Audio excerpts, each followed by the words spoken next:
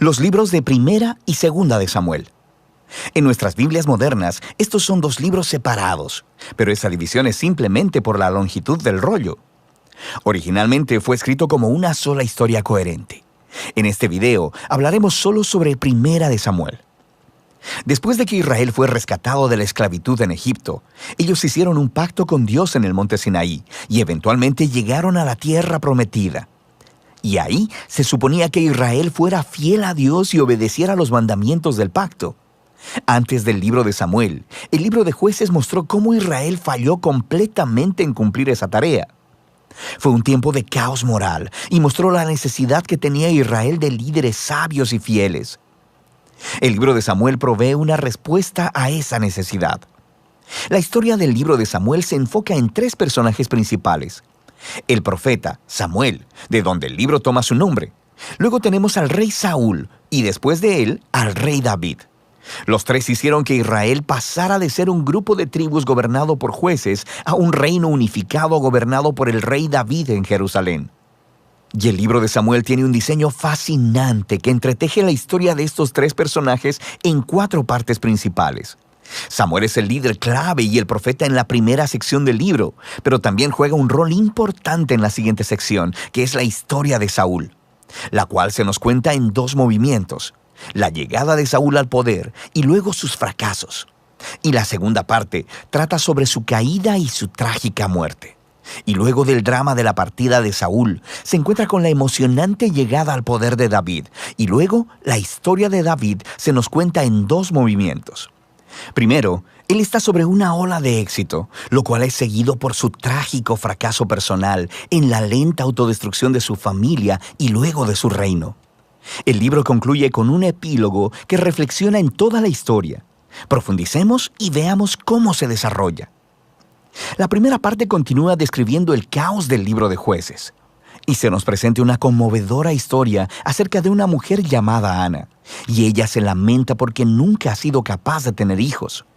Y por gracia de Dios, ella finalmente tiene un hijo llamado Samuel, y en su gozo canta un asombroso poema en el capítulo 2. Y el poema trata de cómo Dios se opone al orgulloso y exalta al humilde. De cómo, a pesar de las tragedias y de la maldad humana, Dios está cumpliendo sus propósitos en la historia. Y también trata de cómo Dios un día levantará un rey ungido para su pueblo. El poema de Ana ha sido colocado aquí en el inicio del libro para introducir estos temas claves que veremos a través de toda la historia, como el siguiente. Samuel crece y se convierte en un gran profeta y líder para el pueblo de Israel, al tiempo que los filisteos se levantan como los archienemigos de Israel. Y en esta batalla crucial, los israelitas se vuelven arrogantes, y en lugar de orar y pedir la ayuda de Dios, sacan el arca del pacto como una especie de trofeo que automáticamente les dará la victoria en la batalla.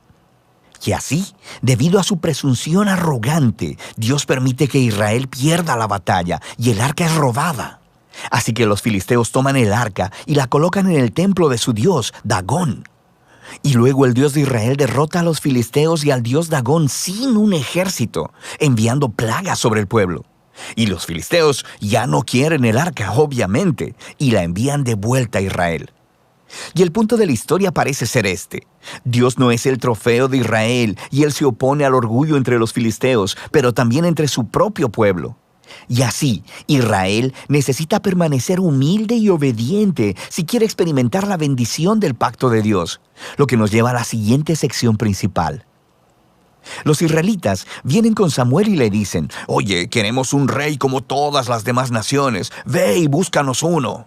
Y Samuel, un poco molesto, va y consulta con Dios, y Dios le dice: «Sí, sus motivos son malos, pero si quieren un rey, dáselos». Y así se nos presenta Saúl. Saúl es un personaje trágico porque empieza siendo muy prometedor. Es alto y bien parecido. Es el candidato perfecto para ser rey. Pero tiene fallas de carácter profundas. Es deshonesto, le falta integridad y parece incapaz de reconocer sus propios errores. Y estas fallas se convierten en su perdición. Él gana algunas batallas al principio, pero sus fallas son tan profundas que eventualmente se descalifica a sí mismo por desobedecer descaradamente los mandamientos de Dios. Así que el anciano Samuel confronta a Saúl y a Israel. Él le había advertido al pueblo de que solo serían beneficiados por un rey que fuera humilde y fiel a Dios. De otro modo, los reyes de Israel traerían la ruina. Así que le informa a Saúl que Dios levantará un nuevo rey para reemplazarlo. Y así comienza la caída de Saúl. Al mismo tiempo, Dios está trabajando detrás de escena para levantar a ese nuevo rey. Es un insignificante pastor joven llamado David. Es el candidato menos probable para ser rey. Pero la famosa historia de David y Goliat muestra que Dios no eligió a David por la posición de su familia, sino simplemente por su confianza radical y humilde en el Dios de Israel. De manera que esta historia encarna todos los temas del poema de Ana. Los orgullosos Saúl y Goliat son humillados, mientras que el humilde David es enaltecido. De aquí vemos a Saúl descender lentamente a la locura, mientras David llega al poder. David comienza a trabajar para Saúl como general, y está ganando todas las batallas, y también está ganando toda la fama. Y Saúl se pone celoso y empieza a perseguir a David, hostigándolo y tratando de asesinarlo. David no ha hecho nada malo, así que David simplemente huye y espera en el desierto. Y aquí vemos el verdadero carácter de David. Él tiene muchas oportunidades de matar a Saúl, pero no lo hace. Él simplemente confía que a pesar de la maldad de Saúl, Dios levantará un nuevo rey para su pueblo. Lo que también es interesante es que muchos de los poemas de David que encuentras en el libro de Salmos están ligados a este momento de su vida, y todos expresan la misma actitud de confianza.